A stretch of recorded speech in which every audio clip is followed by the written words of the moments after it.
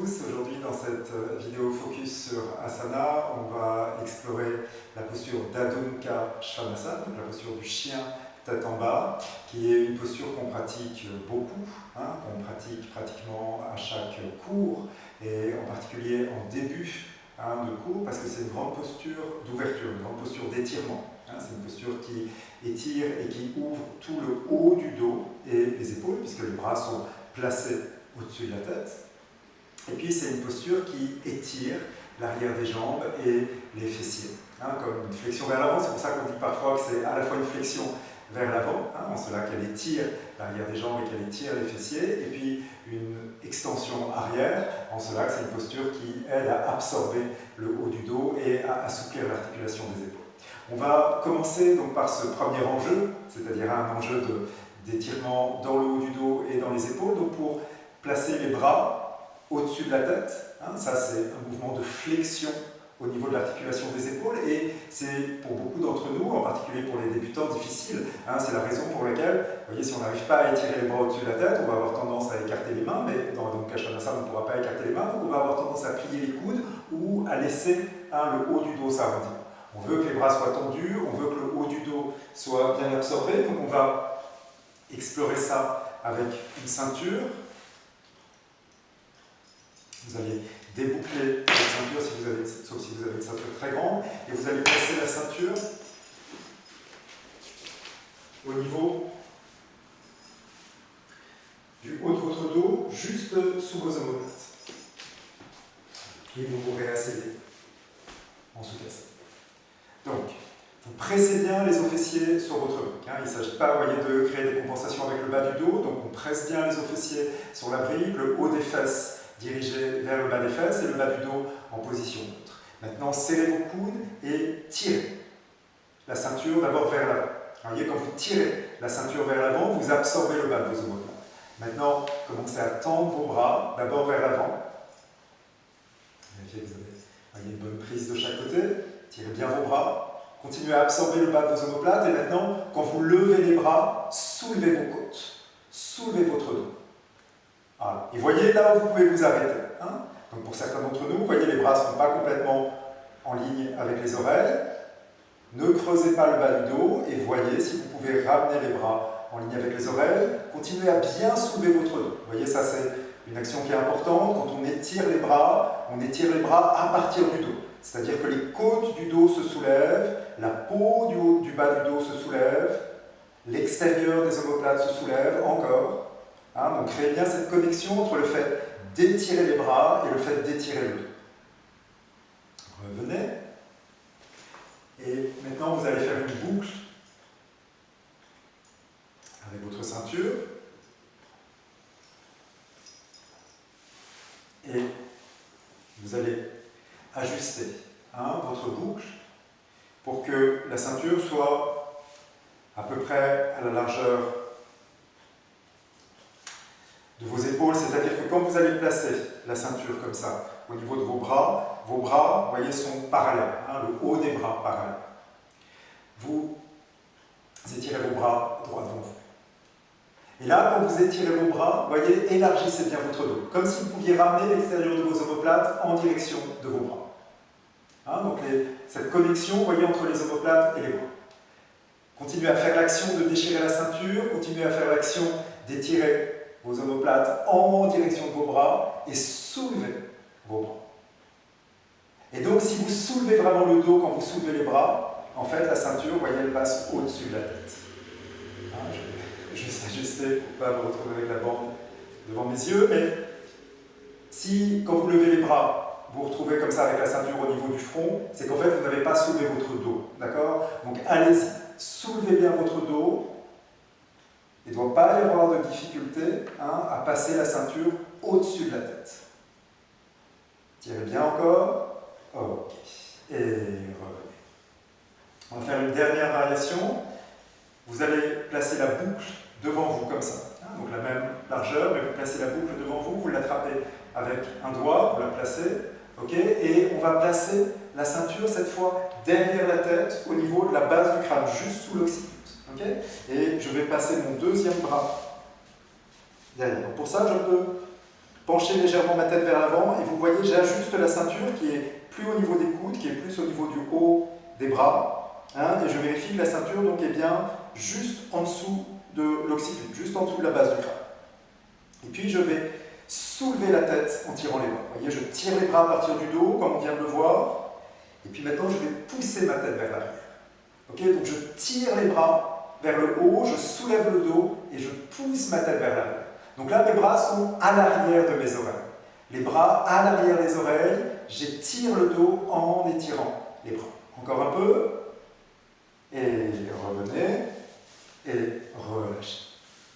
Donc, ces 3 petits exercices avec la ceinture, hein, vous pouvez les pratiquer, jusqu'à ce que, voyez, vous puissiez étirer vos bras en ligne avec vos épaules et en ligne avec vos oreilles ou légèrement à l'arrière des oreilles. On va mettre ça en pratique, bien sûr, dans Adho Mukha Svanasana. On va utiliser le mur et on va d'abord utiliser des briques. Donc, vous allez placer 2 briques comme ça contre le mur. Et vous allez placer vos mains au mur. Donc regardez bien, je place mes pouces et mes index contre le mur, donc la partie entre le pouce et les index est ouverte en direction du mur. Le fait de tourner les doigts vers l'extérieur, ça va nous aider à rouler le haut des bras vers l'extérieur. Donc, avec mes mains, je vais repousser les briques et avec mes doigts, je repousse le mur. Les deux en même temps. Vous voyez, je pousse les briques et je pousse les doigts. Et puis, venez dans un premier Adho Mukha Svanasana avec les jambes pliées et avec les talons levés. On s'occupera des jambes après. Donc, repoussez bien les briques avec vos mains et repoussez fort le mur avec vos doigts. Repoussez fort les murs avec vos doigts. Et en repoussant le mur avec vos doigts, étirez vos bras. Étirez les avant-bras, étirez le haut de vos bras et maintenant étirez aussi les côtes du dos. Vous voyez, retrouvez les mêmes sensations. Qu'on avait, donc tout le dos qui s'étire, tous les bras qui s'étirent. Gardez les jambes pliées pour le moment. Encore, poussez bien avec vos mains. Donc vous ramenez bien la poitrine vers vos genoux, la poitrine bien absorbée, les omoplates absorbées. Vous revenez.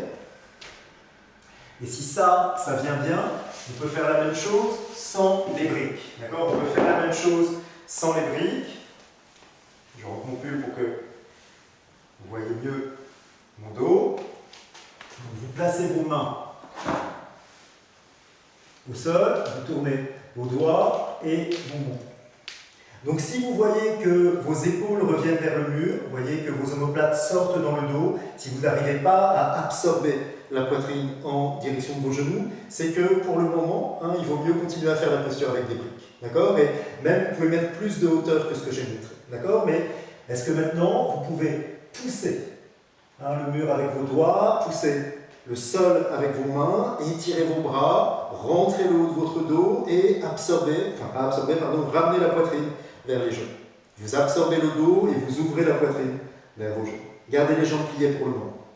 Ne laissez pas vos coudes se plier. Donc ne vous appuyez pas sur vos mains. Voyez, ne laissez pas les épaules sortir. Repoussez, rentrez le haut de votre dos. Et revenez. Donc pratiquez ces variations d'Adho Mukha Svanasana avec les mains au mur, avec les mains surélevées, tant que vous avez besoin, voyez, d'apprendre à rentrer le haut du dos. D'accord ? Les bras sont tendus et le haut du dos s'absorbe. Maintenant, bien sûr, pour les jambes, on va faire la posture dans l'autre direction et on va placer des briques comme ça. Et vous placez vos mains au centre de la pièce. Donc vous écartez bien les doigts de vos mains, les majeurs sont dirigés vers l'avant.